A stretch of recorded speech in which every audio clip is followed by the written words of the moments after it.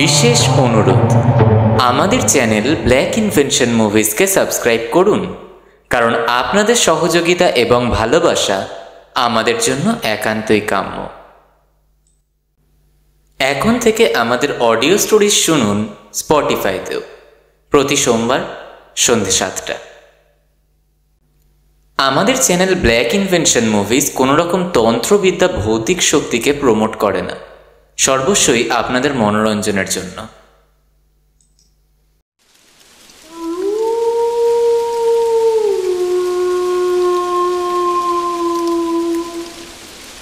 Black invention.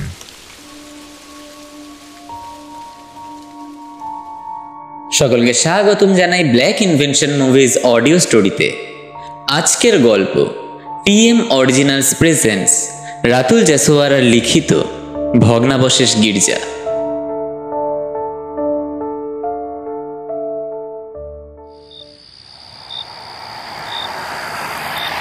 জেকিয়া শহরের উপস্থিত লুকোভা ভিলেজের হাইওয়ের রাস্তার উপর দিয়ে গাড়ি চালিয়ে বাড়ি ফিরছিল নিক, স্যাম এবং অ্যান্টোনিও। তারা তিনজন একটা ফ্রেন্ডের অ্যানিভার্সারি পার্টিতে গিয়েছিল। সেই পার্টির মধ্যে নিক, স্যাম এরা দুইজনই অতিরিক্ত ড্রিঙ্ক করেছিল বলে গাড়িটা চালাচ্ছিল অ্যান্টোনিও। ঠিক সেই সময় অ্যান্টোনিও একটু ঝাঁঝি মেরে স্যামকে বলে উঠল, Sam, are you okay? Yeah I am fine, খালি একটু বুকটা জ্বলছে, মনে হয় গ্যাস হয়ে গেছে। এই জন্যই বলেছিলাম ড্রিঙ্কটা একটু বুঝে কর। তখন বারবার করে বললাম আমাদেরকে এবার বাড়িও ফিরতে হবে। আরে বললাম তো আমি ঠিক আছি, সেরকম একটা প্রবলেম হচ্ছে না আমার। হাইরোডের কিছুটা পথ অতিক্রম করার পর অ্যান্টোনিওর চোখ যায় ওভারব্রিজের মুখের সামনে দাঁড় করানো আছে traffic barricade. Antonio traffic barricade দেখার সাথে সাথে গাড়িতে ব্রেক দেয়, আর ঠিক সেই সময় নিক বলে ওঠে, হোয়াট দ্য ফাক, কি হলো? গাড়িটাকে দাঁড় করালি কেন? ও শিট, দেখ এই ওভারব্রিজে ব্যারিকেড দাঁড় করিয়ে রেখেছে। এবার কোথা দিয়ে গাড়িটাকে নিয়ে যাবো বলতো? কেন, ওই বাদিকের রাস্তাটা দিয়ে গাড়িটাকে নিয়ে চল। ওভারব্রিজের রাস্তাটা কোনো কারণে বন্ধ থাকার দরুন অ্যান্টোনিও গাড়িটা বাম দিকের রাস্তা ধরে একটা গ্রামের ভেতরে প্রবেশ করে। দুপাশে জঙ্গল উপস্থিত। জঙ্গলের মাঝখান থেকে অ্যান্টোনিও গাড়িটাকে চালিয়ে নিয়ে যাচ্ছিল। উইন্টারের সিজন হওয়ার দরুন চারিদিকের পরিবেশটা বেশ ঠান্ডা এবং কুয়াশায় ভর্তি ছিল। অধিক কুয়াশা হওয়ার দরুন আশেপাশে জঙ্গলে ঠিক কী পরিস্থিতি ছিল তা ঠিক বোঝা যাচ্ছিল না। গাড়ির ভেতর থেকে শুধু অনুভব করা যাচ্ছিল জঙ্গলে থাকা বন্য শিয়ালের উৎপাত। কিছুটা সময় গাড়ি চালানোর পর স্যাম অ্যান্টোনিওকে গাড়িটা থামাতে বলে। কি হলো স্যাম, এনি প্রবলেম? ব্রো, আমার না খুব জোরে টয়লেট পেয়েছে, একটু দাঁড়া না তোরা, আমি যাবো আর আসবো। এই জঙ্গলের মধ্যে কোথায় যাবি বলতো? আরে এই তো একটু পেছনের দিকেই যাব। এরপর স্যাম বাথরুম করার জন্য গাড়ির থেকে বেরোয়। গাড়ির থেকে বেরিয়ে গাড়ির পেছনের দিকে যায় স্যাম। একটা গাছের সামনে দাঁড়িয়ে বাথরুম করতে শুরু করে। সেই জঙ্গলের পরিবেশটা বেশ ভালো থাকার দরুন স্যাম নিজের মধ্যে গুনগুন করে গান গাইতে শুরু করে।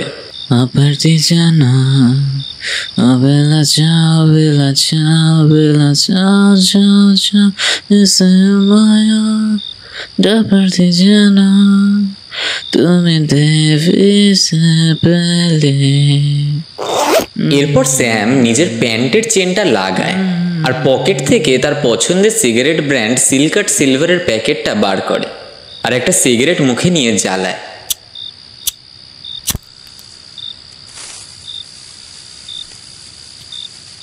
শীতের রাত হওয়ার দরুন পরিবেশটা বেশ বরফ জমাটের মতো রূপ ধারণ করেছে। চারিদিকে হাড় কাঁপানো ঠান্ডা বাতাস বয়েই চলেছে আর দূর থেকে শিয়ালের হাহাকার ভেসে আসছে স্যামের কানে। পাতায় জমে থাকা শিশিরগুলো চাঁদের আলোয় ঝিকমিক করছে। জঙ্গলের চারিপাশটা ঘুটঘুটে অন্ধকারে ভরে গেছে, মনে হচ্ছে অন্ধকারের আড়াল থেকে কেউ যেন নিঃশব্দে তাকিয়ে আছে। স্যাম সিগারেটে একটা টান দিয়ে নিজের মধ্যেই বলে ওঠে,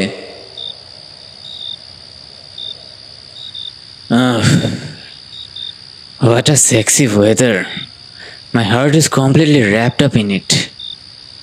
আকাশের দিকে দুই হাত তুলে আবহাওয়ার অনুভব নিচ্ছিল স্যাম। আচমকাই একটা ঝড়ো হাওয়া স্যামের শরীরের উপর থেকে বয়ে চলে যায়।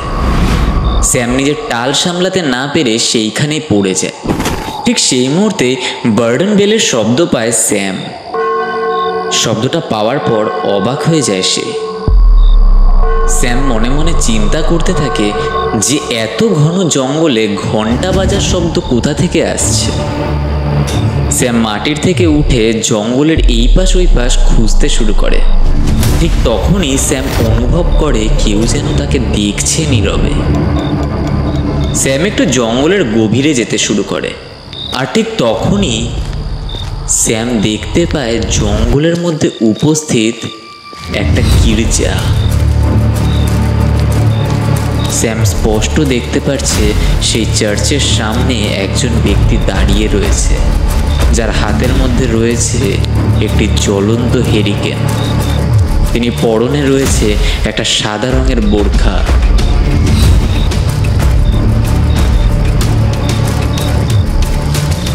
স্যাম সেই ব্যক্তিটার দিকে এক নজরে তাকিয়েছিল। স্যাম অনুভব করছিল যে সে সম্মোহিত হচ্ছিল সেই ব্যক্তিটার তাকানো দেখে। স্যাম এক পা দুপা করে তার দিকে এগিয়ে যাচ্ছিল। আচমকাই পেছন থেকে একটা কণ্ঠস্বর ভেসে আসে, Sam, Sam, what happen bro? কোথায় যাচ্ছিস? আরে ওইদিকে তো জঙ্গল, চলে আয়, চলে আয় বলছি, যাস না ওইদিকে। অ্যান্টোনিওর ডাক শুনে স্যাম ফিরে আসে গাড়ির দিকে। তারপর গাড়িতে উঠে পড়ে স্যাম। গাড়ি চলতে চলতে অ্যান্টোনিও প্রশ্ন ছুড়ে দেয় স্যামের কাছে, কিরে স্যাম, কি চিন্তা করছিস এত? আরে কিছু না।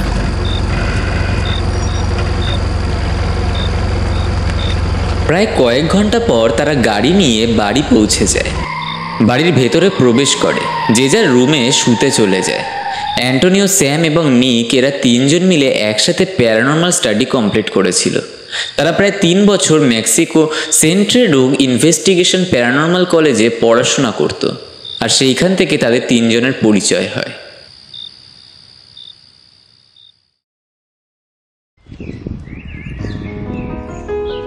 সকাল 7টা। পিয়ানোর শব্দে নিক এবং অ্যান্টোনিওর ঘুম ভাঙে।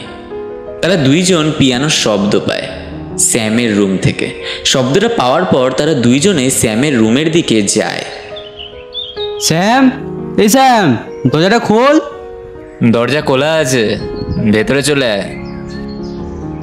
স্যাম কোনোদিনও এত সকালবেলায় ঘুম থেকে উঠে পিয়ানো বাজাতো না, কিন্তু আজ হঠাৎ এত সকালবেলায় পিয়ানো বাজাতে দেখে নিক এবং অ্যান্টোনিও অবাক হয়ে যায়। ঠিক তখনই নিক বলে ওঠে, ব্রো, তোর কি কিছু হয়েছে নাকি? কি রে স্যাম, কিছু তো বল, তোকে তো নিক কিছু জিজ্ঞাসা করছে। স্যাম ঠিক কিছুক্ষণ পর পিয়ানো বাজানো বন্ধ করে আর একটা সিগারেট হাতে নিয়ে বেলকনির সামনে গিয়ে ধরায়। সিগারেটটা ধরিয়ে হাতের মধ্যে ফোনটা নেয় এবং বলে ওঠে, আরে কিছুই হয়নি, একটু স্ট্রেস হয়েছিল তাই একটু পিয়ানোটা নিয়ে বসেছিলাম। এত সকাল সকাল কি নিয়ে চিন্তা ভাবনা করছিস বলতো? আর কিসের স্ট্রেস তোর? কালকে রাত থেকেই দেখছি তুই পুরো চুপচাপ। কিছু প্রবলেম হয়েছে তোর? একটু খুলে বলবি? বাড়ির থেকে কেউ কিছু বললো নাকি? আরে না রে, ওইসব কিছু না। আমি একটা জিনিস নিয়ে ভাবছি। কি নিয়ে? কালকে রাত্রে আমরা যখন বাড়ি ফিরছিলাম তখন আমি টয়লেট করব বলে গাড়িটাকে দাঁড় করাতে বলেছিলাম অ্যান্টোনিওকে, মনে আছে? হ্যাঁ বলেছিলি, কিন্তু এখানে আবার ভাবনার বিষয়টা কোথা থেকে এলো? ভাবনার বিষয়টা হলো ওই এলাকাটা নিয়ে। ওইখানে আগে একটা চার্চ ছিল, সেই চার্চের আশেপাশে অনেক মানুষ বসবাস করত। ওই জঙ্গলে চার্চ? ওই জঙ্গলে চার্চ কোথা থেকে এলো? তোরা হয়তো চার্চটাকে দেখতে পাসনি, কিন্তু আমি পুরো স্পষ্ট দেখেছি। হ্যাঁ, তো চার্চ ছিল তো ছিল, তা নিয়ে তো ভাবনার চিন্তার বিষয় কি আছে? বেকার জিনিস নিয়ে। নিক, সব কিছু বেকার হয় না ব্রো। এই চার্চের পেছনে অনেক বড় হিস্ট্রি আছে, যা শুনলে তোদের মাথায় বাজ পড়বে। কি হিস্ট্রি আছে শুনি? এই চার্চের নাম হলো কস্টাল এসবিজিডি।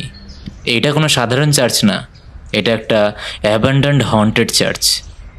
এরপর স্যাম সেই হন্টেড চার্চ সম্পর্কে সবটা বলে নিক এবং অ্যান্টোনিওর কাছে। এই চার্চটা 1970-তে বন্ধ করে দেওয়া হয়েছিল। 1970-তে নাকি চার্চের ছাদ অকারণবশত ধসে পড়ে গিয়েছিল, আর সেই দুর্ঘটনায় অনেক মানুষ প্রাণ হারিয়েছিল। তারপর থেকেই নাকি লুকোভা গ্রামের মানুষরা সেখানে ভুতুরে কিছু দেখতে পেত। সেই চার্চের আশেপাশে সেখানকার মানুষরা দাবি করেছে যে সেইখানে ভুতুরে তাণ্ডব চলে সন্ধ্যের পর থেকে। তারা ভয়ে নিজেদের গ্রাম ছেড়ে দিতে বাধ্য হয়েছে। It's a very tragic thing. But bro, তুই যখন দেখলি চার্চটাকে তখন তো আমাদের বলতে পারতি, আমরাও গিয়ে দেখতাম। কারেক্ট, আমরাও তো ছিলাম তোর সাথে, আমাদেরকে বলতি একবার। আমি ইচ্ছা করি তাদেরকে কিছু বলিনি, কারণ ওই জঙ্গলে আমি কালকে রাতে একটা ব্যক্তিকে দেখতে পেয়েছি, যার দেহ ছিল আবার দেহ ছিলও না। What? It's a very serious matter. Sam, তুই শিওর তো? আরে হ্যাঁ রে, আমি ভেবেছিলাম আজকেই যাব। কিন্তু আমাদের কাছে তো কোনো বিস্তারিত খবর নেই। হ্যাঁ, নিক তো ঠিকই বলেছে। আর আমাদের কাছে তো কোনো পারমিশন লেটারও নেই। সব হয়ে যাবে, আমাকে একটু একলা ছেড়ে দে তোরা। যা এখন নিজেদের রুমে যা। ওকে নিক, চ বরং আমরা যাই।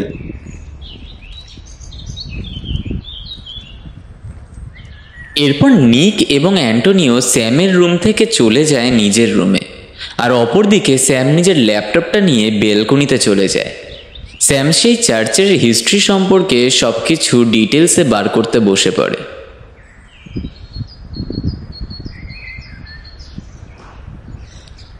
স্যাম প্রায় 1.5 থেকে 2 ঘন্টার মধ্যে সেই চার্চটি সম্পর্কে সমস্ত ডিটেলস বার করে এবং নিজের মধ্যেই অবাক হয়ে যায়। স্যাম এবার সিদ্ধান্ত নেয়।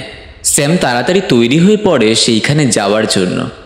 বাথরুমে গিয়ে স্নান করে নেয় আর জামা কাপড় পরে গাড়ির চাবি নিয়ে বেরোতে যায়। ঠিক তখনই নিক এবং অ্যান্টোনিও পেছন থেকে ডেকে বলে ওঠে, কিরে স্যাম, কোথায় যাচ্ছিস এই ভর দুপুরবেলা? লাঞ্চ করবি না?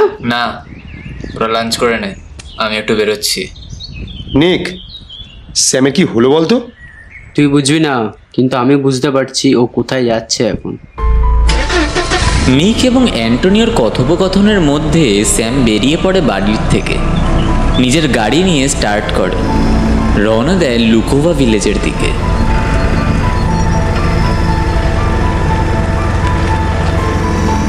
সময় তখন দুপুর 3টে। স্যাম নিজের গাড়ি নিয়ে প্রবেশ করে সেই লুকোভা ভিলেজে। স্যাম গাড়ি চালাতে চালাতে লক্ষ্য করে সেই গ্রামে একটাও লোক নেই, কোনো বাড়িঘর নেই। খালি মাঠের একপাশে 2-3টে ঘোড়া আর শুয়োর ঘুরে ফিরে বেড়াচ্ছে। এরপর স্যাম গাড়িটা আস্তে করে দেয় আর চারিপাশটা ভালো করে দেখতে থাকে। ঠিক কিছুক্ষণ পর স্যামের চোখ যায় সেই জঙ্গলের দিকে। একটা বয়স্ক লোক 4-5টা ভেড়াকে নিয়ে যাচ্ছে। মাথার মধ্যে একটা বড় টুপি পরে আছে। টুপি পরার দরুন মুখটা ঠিক করে বোঝা যাচ্ছে না। স্যাম গাড়িটাকে রাস্তার একপাশে দাঁড় করায় এবং গাড়ির থেকে বেরিয়ে সেই লোকটার দিকে যায়।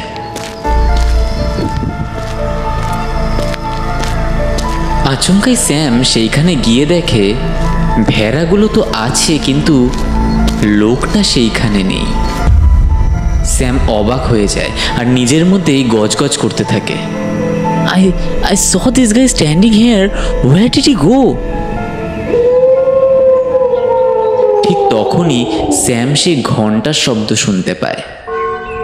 স্যাম শব্দটা কালকে রাত্রে শুনতে পেয়েছিল।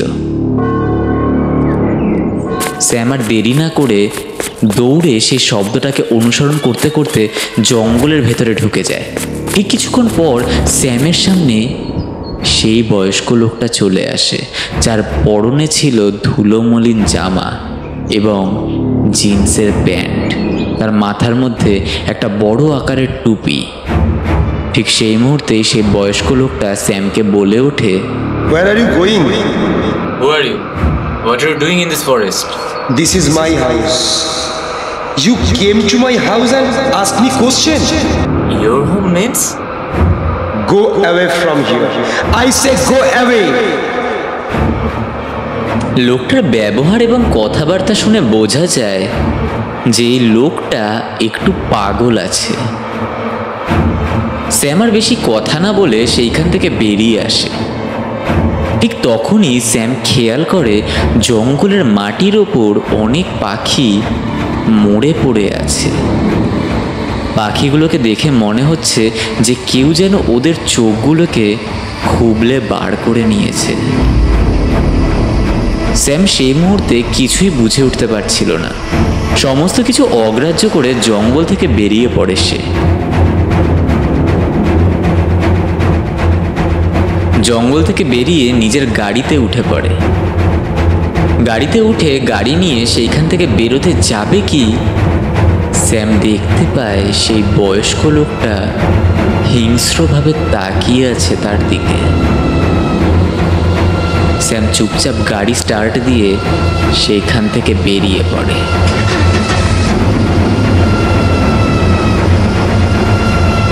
স্যামের বাড়ি ঢুকতে ঢুকতে 4:30 বেজে যায়। স্যাম চুপচাপ নিজের বাড়িতে ঢুকে নিজের রুমের ভেতরে ঢুকে যায়। অপরদিকে স্যামকে চুপচাপ দেখে নিক এবং অ্যান্টোনিও নিজেদের মধ্যেই কথা বলতে শুরু করে দেয়। এই নিক, স্যামের কি হয়েছে বলতো? কোনো কথা না বলে নিজের মতো নিজের রুমে চলে গেল। আমিও তো ঠিক বুঝতে পারলাম না স্যামের কি হলো যে আমাদের সাথে কোনো কথাই বললো না। চত গিয়ে একবার ডাকি স্যামকে। নিক এবং অ্যান্টোনিও যায় স্যামের রুমে। স্যামের রুমের ভেতরে ঢুকে গিয়ে তারা দেখে স্যাম নিজের বিছানার ওপর উবুড় হয়ে শুয়ে আছে। স্যামের এইরকমভাবে ঘুমাতে দেখে অ্যান্টোনিও বলে ওঠে, কিরে স্যাম, তুই বাইরে থেকে এসে শুয়ে পড়লি? লাঞ্চ করবি না? কিরে স্যাম, তোর শরীর ঠিক আছে তো? আমার এখন কিছু ভালো লাগছে না, তোরা এখন আমার রুম থেকে যা, আমায় কিছুক্ষণের জন্য একলা ছেড়ে দে। এরপর নিক এবং অ্যান্টোনিও দুইজনে মিলে স্যামের ঘরের দরজাটা দিয়ে বাইরে বেরিয়ে যায়। স্যামের এইরকম ব্যবহার দেখে তারা অবাক হয়ে গিয়েছিল।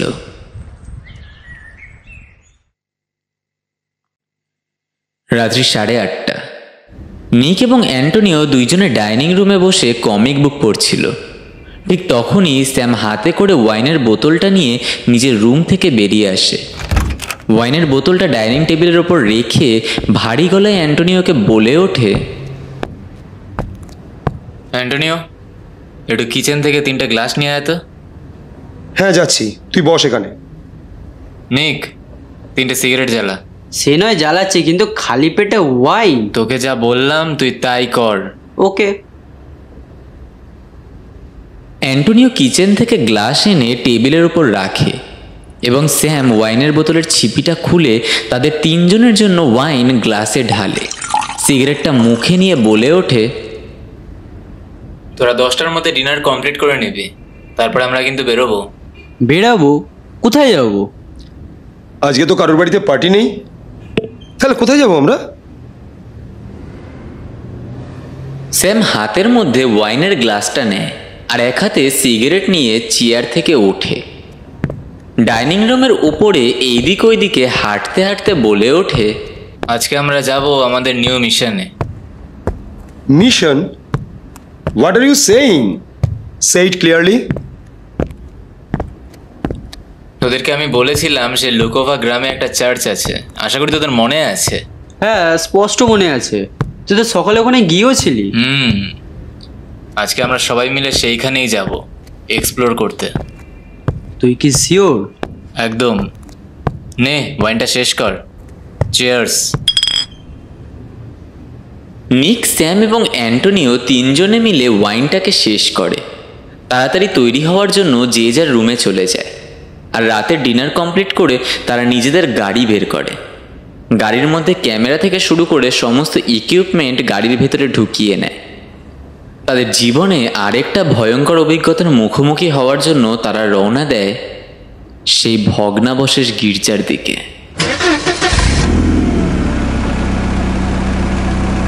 রাত প্রায় 10:30 ছুঁই ছুঁই। স্যাম গাড়িটা নিয়ে আবারও প্রবেশ করে লুকোভা ভিলেজে। শীতের রাত বলে পুরো জঙ্গলটাই কুয়াশায় ঢেকে গেছে। গাড়ির আলোতে পুরোপুরি স্পষ্টভাবে কিছুই দেখা যাচ্ছে না। পরিবেশটা বেশ শান্ত, কিন্তু আকাশটা পুরো জমজমাট হয়ে আছে। আশেপাশে কোনো গাড়ি যে এই পথ ধরে গেছে তা মনে হয় না। চারিদিকটা নিস্তব্ধতা। স্যাম এইবারে গাড়িটাকে রাস্তার পাশে না দাঁড় করিয়ে একেবারে জঙ্গলের ভেতরে ঢুকিয়ে দেয়। আচমকাই গাড়ির 4টে টায়ার একসাথে ব্লাস্ট হয়। স্যাম গাড়ির টাল সামলাতে না পেরে গাড়িটা গাছের সাথে ধাক্কা দেয়।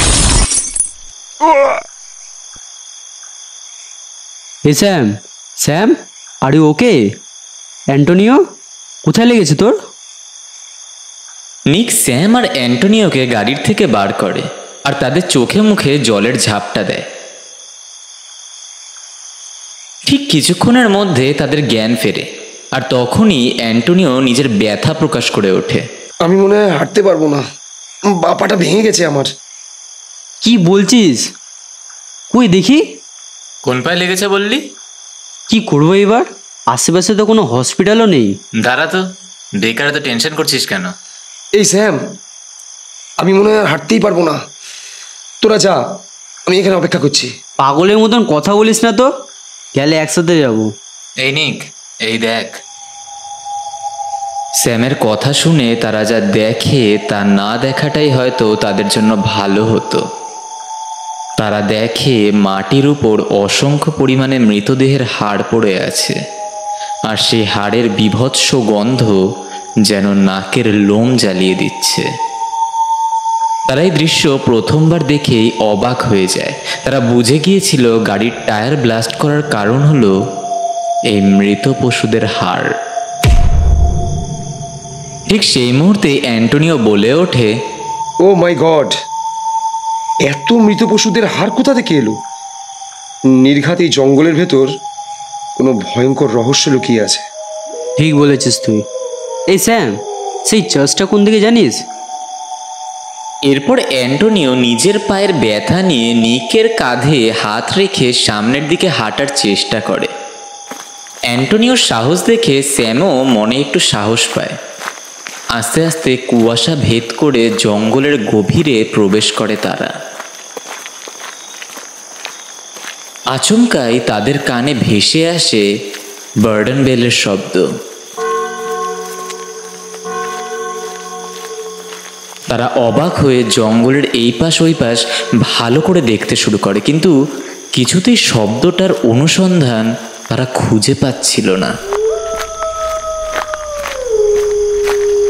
জঙ্গলের গভীরে যত যাচ্ছিল তারা, ততই যেন মনে হচ্ছিল জঙ্গলটা গিলে খাচ্ছে তাদেরকে।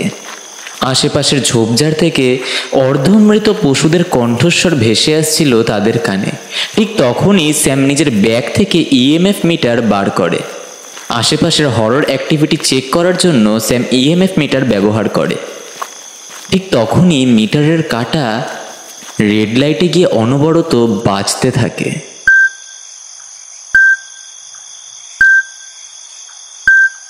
তারা বুঝে উঠতে পারছিল না তাদের সাথে ঠিক কী ঘটছে। হঠাৎ তারা দেখতে পায় কুয়াশার মধ্যে একটা কালো অবয়ব দাঁড়িয়ে আছে। দেখে মনে হচ্ছে একটা বয়স্ক লোক কোমরে ভর দিয়ে দাঁড়িয়ে আছে, যার হাতের মধ্যে আছে আবার হেরিকেন। হেরিকেনের আলোটা নিভে যাবার পর্যায়ে।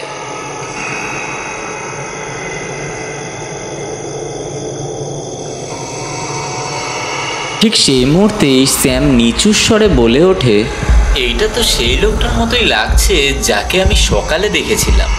তুই কার কথা বলছিস? কাকে দেখেছিস সকালে? নিক, তুই একটা কাজ কর, তুই এই ইএমএফ মিটারটা অ্যান্টোনিওর কাছে দে আর আমার সাথে আয়।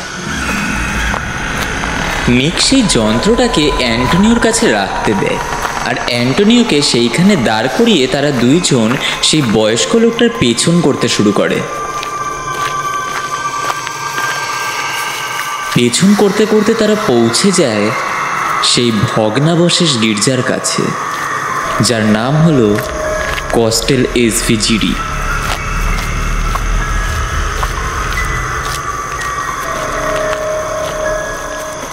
প্রাগ ক্যাসেলের ভেতরে দাঁড়িয়ে আছে সাদা পাথরের সেই প্রাচীন গির্জা।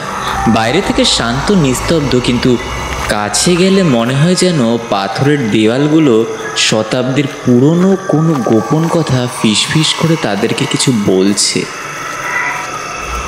স্যাম পেছনের দিকে ঘুরে তাকিয়ে দেখতে পায় অ্যান্টোনিও নিজের পায়ের যন্ত্রণা নিয়ে তাদের দিকে এগিয়ে আসছে। ঠিক তখনই নিক অ্যান্টোনিওকে বলে ওঠে, আরে অ্যান্টোনিও, দাঁড়া দাঁড়া, আমি আসছি। থাক, আসতে হবে না, আমি আসছি তোদের কাছে। তোকে তো বললাম এই পায়ের ব্যথা নিয়ে আসতে হবে না। ওহ ঠিক আছে, চল না, একসাথেই যাব। এরপর তারা তিনজন মিলে সেই পাঁচিলের পাশের লোহার গেটটা খুলে গির্জার মুখের সামনে গিয়ে পৌঁছায়।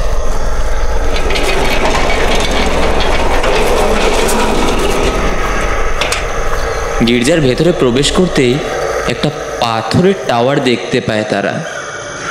সেই টাওয়ারটা লম্বাভাবে আকাশের দিকে উঠে গেছে আর মেঘের মধ্যে যেন হারিয়ে গেছে।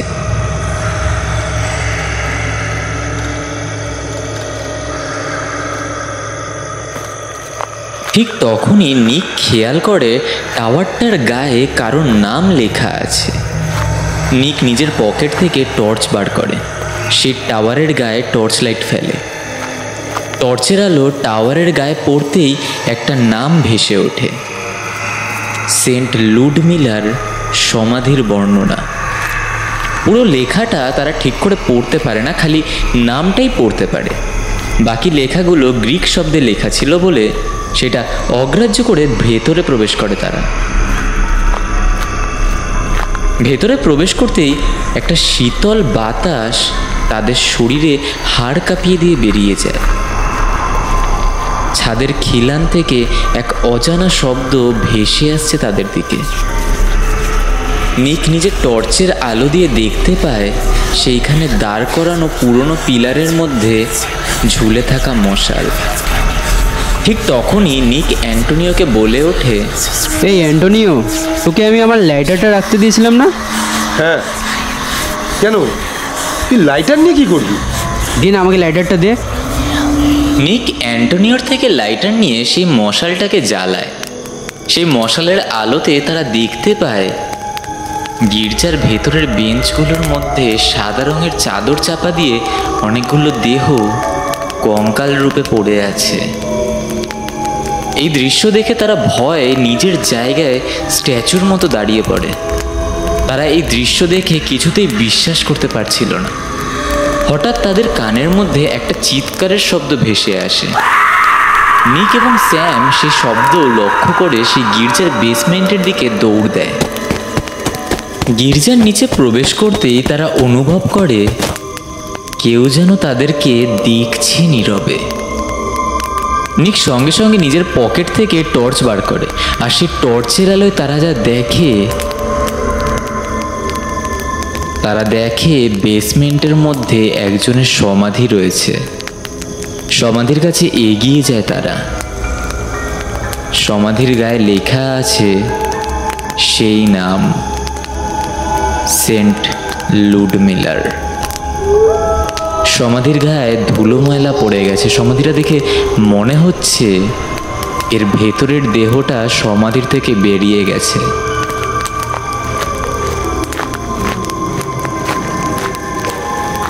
হয়তো সেই দেহটার আত্মা এই গির্জার মধ্যেই ঘোরাফেরা করছে।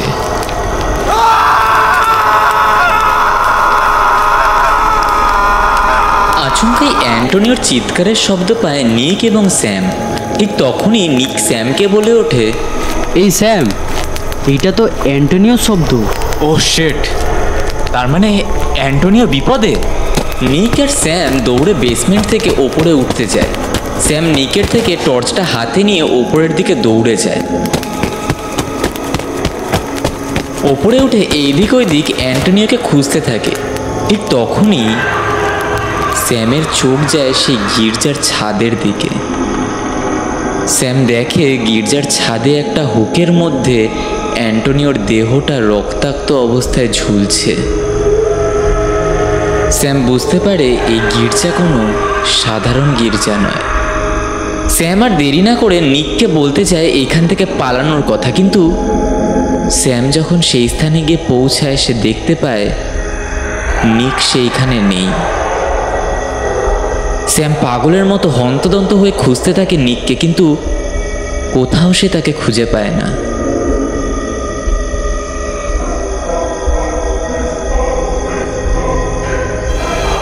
স্যাম আর দেরি না করে নিজের প্রাণ রক্ষার জন্য সেইখান থেকে পালানোর সিদ্ধান্ত নেয়। ঠিক তখনই এক বিশাল আকৃতির প্রাণী সেই গির্জার ছাদের উপর দাঁড়িয়ে আছে এই দেখতে পায় স্যাম। প্রাণীটির চোখ যেন আগুনে জ্বলজ্বল করছে, চার পায়ে ভর দিয়ে গির্জার ছাদের উপর দাঁড়িয়ে আছে সে। স্যাম দৌড়ানো শুরু করে। দৌড়াতে দৌড়াতে গির্জার বাইরে বেরিয়ে আসে। কিছুটা দূর পালিয়ে গিয়ে স্যাম দেখতে পায় সেই পাথরের টাওয়ারের উপর দাঁড়িয়ে আছে এক কালো ছায়ার প্রতিমূর্তি। স্যাম আর দেরি না করে সে জঙ্গলের পথ ধরে বাইরে বেরিয়ে আসে।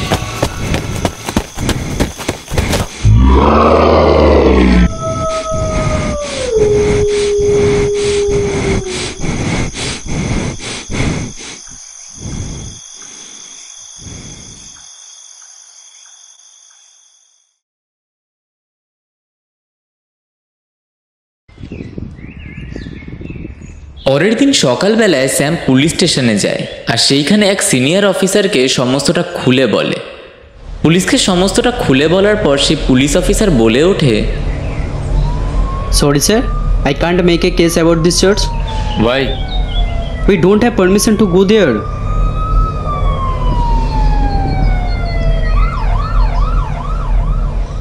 কোনো সাহায্য না পাওয়ার ফলে স্যাম বাড়ি ফিরে আসে।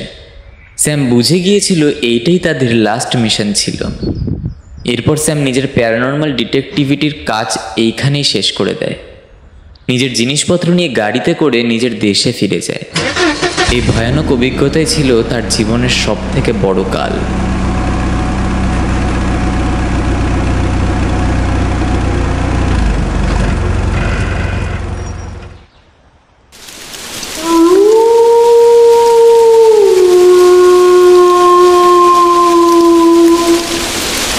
Black Invention.